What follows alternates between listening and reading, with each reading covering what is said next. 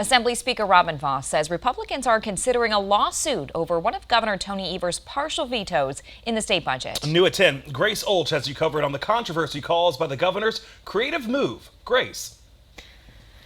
Amber, branded Wisconsin governors have partial veto power, meaning they can take out words, numbers, and punctuation to alter a bill. Governor Evers put this partial veto to use in the new budget section on public education funding.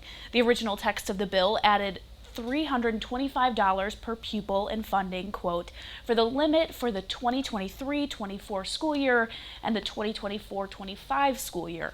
Evers eliminated 7 words out of that sentence, a few numbers and a hyphen to change it to, quote, for the limit for the 2023-24-25, creating a 400-year funding increase.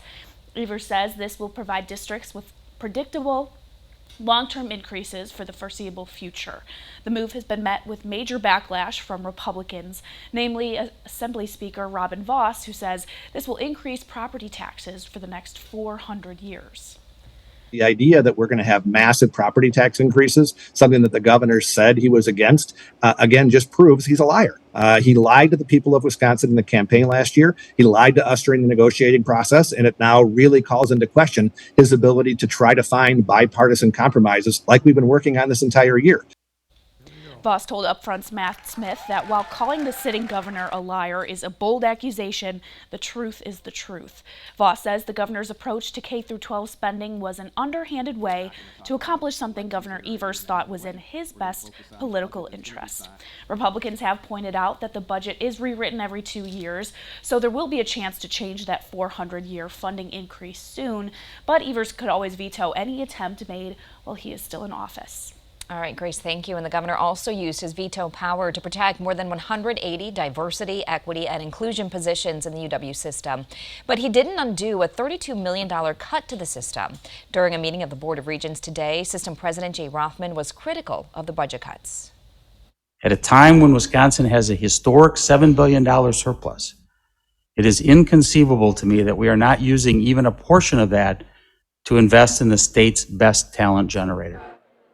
Rothman says UW system universities produce nearly 37,000 graduates each year. Nearly 40% of them are in STEM and healthcare fields, something on which Rothman says Wisconsin employers rely.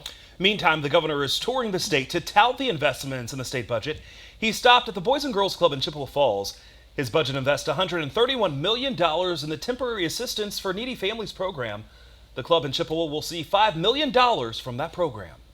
It's also important to recognize the value that organizations like the Boys and Girls Club have for kids, making sure that kids are safe, and but also use it to increase their ability to be successful in school.